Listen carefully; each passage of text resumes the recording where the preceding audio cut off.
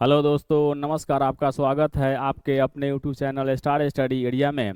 आज हम लोग फिर से 10 महत्वपूर्ण क्वेश्चन लेकर आपके सामने आए हुए हैं। इस प्रश्न को मेरे प्यारे दोस्त हल करने की प्रयास करेंगे। ये सभी प्रश्न आपके परीक्षा के दृष्टिकोण से काफ़ी महत्वपूर्ण होने वाला है। यह सभी के सभी प्रश्न आपके परीक्षा में यानी आने की संभावनाएं बनी रहती है। इसलिए इस प्रश्न को यानी सभी लोग इस प्रश्न को, सभी मेरे प्यारे दोस्त इस प्रश्न को हल करने की यानी कोशिश करेंगे। चलिए देखते हैं आपके सामने यानी इस सेट का एक पहले नंबर क्वेश्चन के बारे में बात करते हैं। तो क्या होता है, पहले नंबर क्वेश्चन यानी एक नंबर क्वेश्चन के बारे में बात करते हैं कि एक वर्ग का प्रकार होता है। अब देखा जाए सामने आपके सामने चार ऑप्शन दिए हुए हैं। इस ऑप्शन से यानी उस आंसर की खोज करना है कि क्या हुआ, वर्ग जो होता है ना किस प्रकार के दिखती है, यानी वर्ग जो है ना किस प्रकार से दिखते हैं। तो चलिए देखते हैं। यानी चतुर्भुजाकार होगा, यानी चतुर्भुज के आकार का होगा, त्रिभुज के आकार का होगा, पंचभुज होगा और वृत्त होगा।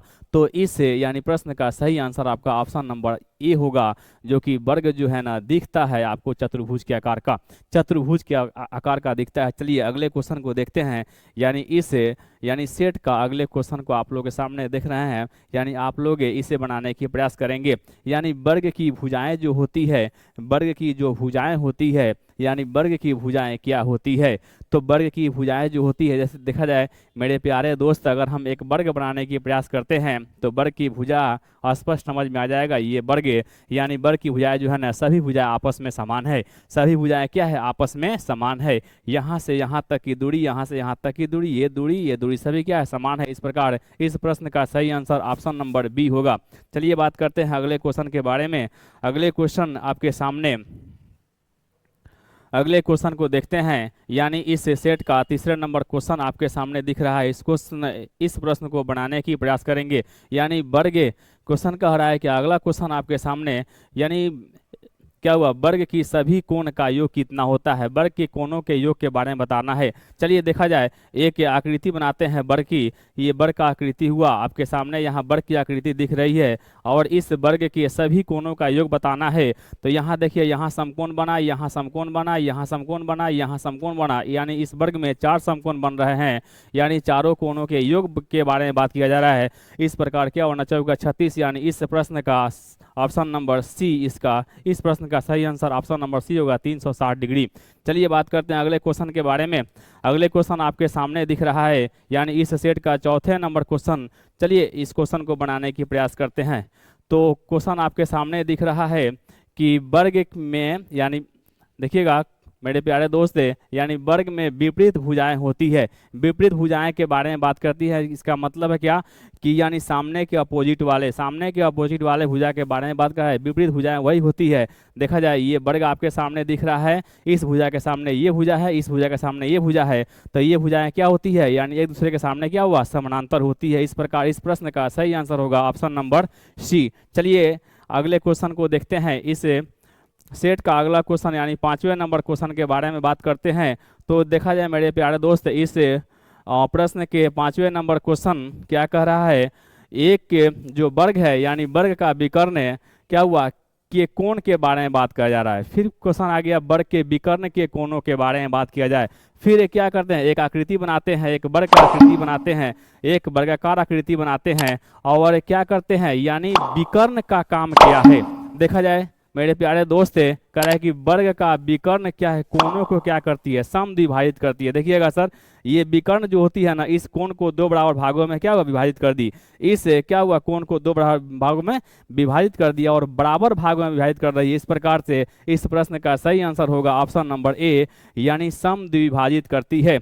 चलिए मेरे प्यारे दोस्त, अगले क्वेश्चन को देखते हैं। इस सेट का अगला क्वेश्चन छठे नंबर क्वेश्चन के बारे में बात करते हैं। चलिए देखा जाए मेरे प्यारे दोस्त, इस क्वेश्चन को यानी वर्ग का क्षेत्रफल 121 सेंटीमीटर दिया गया है। यानी एक वर्ग का क्षेत्रफल जो है ना 121 सेंटीमीटर स्क्वायर है। तो इसका भुजा ज्ञात करना है। हम लोग जानते हैं कि वर्ग का क्षेत्रफल कितना होता है, भुजा स्क्वायर होता है।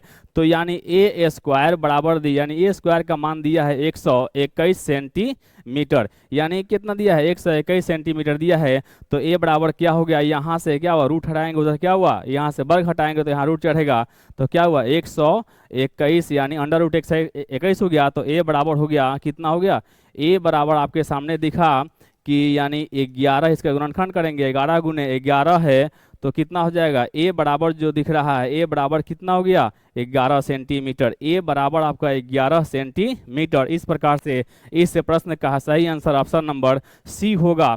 चलिए मेरे प्यारे दोस्त, देखा जाए कि वर्ग की यानी क्षेत्रफल दिया 121 सेंटीमीटर, तो क्या करना है, वर्ग की भुजा ज्ञात करना है। वर्ग की भुजा बराबर होता है यानी क्या हुआ, वर्ग का क्षेत्रफल होता है ए स्क्वायर होता है, तो ए स्क्वायर बराबर 121 सेंटीमीटर दिया गया है, तो ए बराबर अंडर रूट क्या हुआ 121 होगा। ए बराबर क्या हुआ 121 का क्या हुआ, आपको गुणनखंड करेंगे तो 11 गुना 11 हो गया, तो ए बराबर क्या हुआ 11 सेंटीमीटर। इस प्रकार इस प्रश्न का सही आंसर 11 सेंटीमीटर होगा, ऑप्शन नंबर सी। चलिए बात करते हैं अगले क्वेश्चन के बारे में। इस सेट का अगला क्वेश्चन यानी 7वें नंबर क्वेश्चन के बारे में बात करते हैं।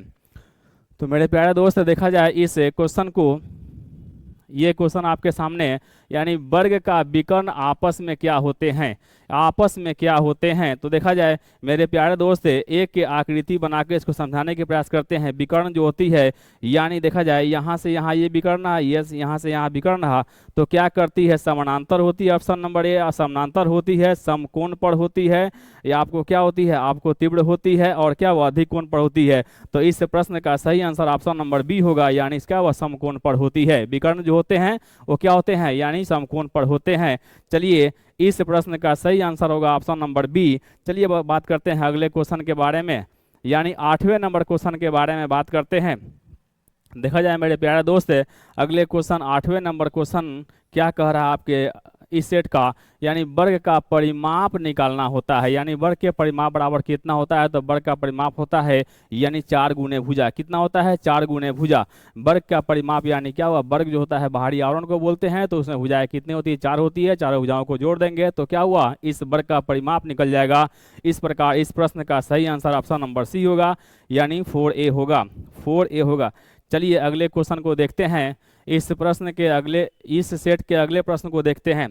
तो अगले क्वेश्चन आपके दिखाई दे रहा है कि आपके सामने वर्ग में कुल कितनी भुजाएं होती है। ये सबसे आसान इस सेट का, यानी इस सेट का सबसे आसान क्वेश्चन है कि यानी एक वर्ग में कितनी भुजाएं होती है। आप जानते हैं क्या कि यानी 4 भुजाओं से घिरी हुई आप जानते हैं क्या कि 4 भुजाओं से घिरी हुई आकृति को वर्ग कहते हैं।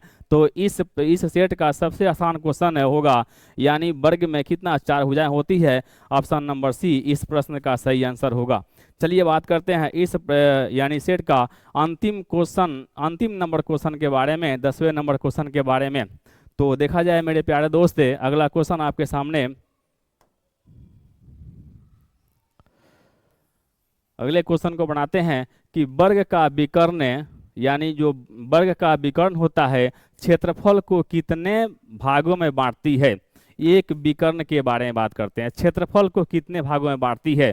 तो देखा जाए सबसे पहले हम एक आकृति बनाते हैं, ये वर्ग रहा, यानी वर्ग का क्षेत्रफल होगा। एक विकर्ण क्या करती है सर, तो एक विकर्ण जो है ना इस क्षेत्रफल को 2 भागों में बांट देती है। क्या करती है, 2 भागों में बांट देती है। इस प्रकार इसे यानी इस प्रश्न का सही आंसर ऑप्शन नंबर बी होगा, यानी 2 भागों में बांटती है। चलिए मेरे प्यारे दोस्त अगर इस सेट का सभी प्रश्न अगर अच्छा लगा तो क्या करेंगे, इससे अच्छा लगा तो इस वीडियो को लाइक करेंगे, सब्सक्राइब करेंगे और अधिक से अधिक लोगों को शेयर करने की प्रयास करेंगे। Thank you. फिर मिलते हैं अगले दिन अगले क्लास में।